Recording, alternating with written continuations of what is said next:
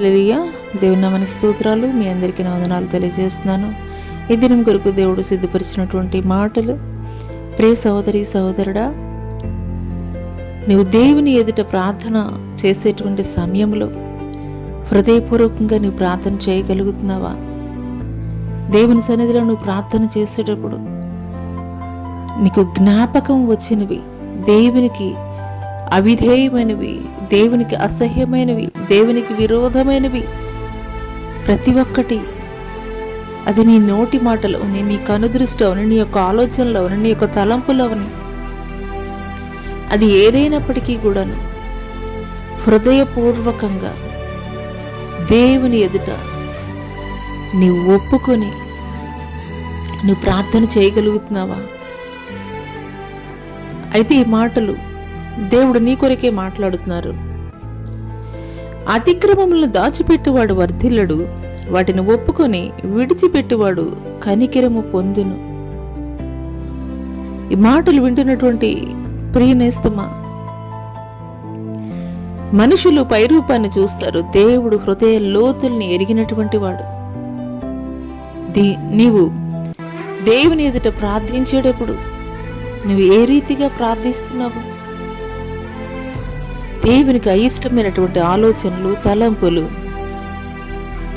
ప్రతి ఒక్కటి కూడా దేవుని ఎదుట విడిచిపెట్టి వాటి నిమిత్తం దేవుని పాప క్షమాపణ అడుగుతూ దేవుని ఎదుట నీవు ఒప్పుకోగలిగి నీవు ప్రార్థన చేసేటువంటి స్థితిలో నీవు ఉంటున్నావా? అయితే ఈ మాటలు దేవుడు నీ కొరికే మాట్లాడుతున్నారు. అతిక్రమాలని దాచిపెట్టి వాడు వర్ధిల్లడు అని. నీ జీవితంలో మేలు పొందుకోవాలంటే, నీ జీవితంలో ఆశీర్వాదం పొందుకోవాలంటే, నీ జీవితంలో దేవుడు నిన్ను దీవించాలంటే, దేవుని ఎదుట దేవునికి అయిష్టమైనటువంటి ప్రతి ఒక్క ఆలోచన, తలంపు, నోటి మాటలు, కనుదృష్టి ప్రతి ఒక్కటి కూడా దేవుని ఎదుట నీవు ఒప్పుకోగలిగి ప్రార్థన చేయగలిగేటువంటి స్థితిలో నీవు ఉన్నట్లయితే మరి నిశ్చయముగా దేవుడు నీ పట్ల ఆయన కనికరం చూపించేటువంటి వాడిగా ఉంటాడు. అంత మాత్రమే కాదు, నీ యొక్క ప్రతి పరిస్థితిని కూడా దేవుడు మార్చేటువంటి వాడిగా ఉంటాడు. ఈ మాటలు దేవుడు నా కొరికే మాట్లాడుతున్నారని నీవు విశ్వసించగలిగినట్లయితే ఇప్పుడే మోకరించు.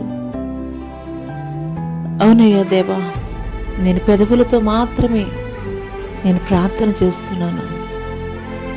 ఒక దావీదు ఏ రీతిగా ప్రార్థిస్తున్నాడో, హిమము కంటే తెల్లగా నా పాపములు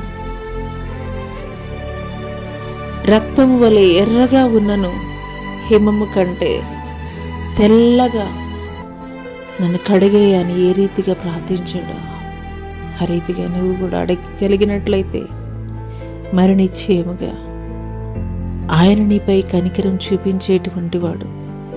అంత మాత్రమే కాదు, నీ ప్రతి పరిస్థితిని కూడా దేవుడు మార్చి దేవుడు నిన్ను వర్ధిల్లింపజేయబోతున్నాడు. అట్టి కృప దేవుడు నీకు దయచేయునుగాక. ఆమేన్.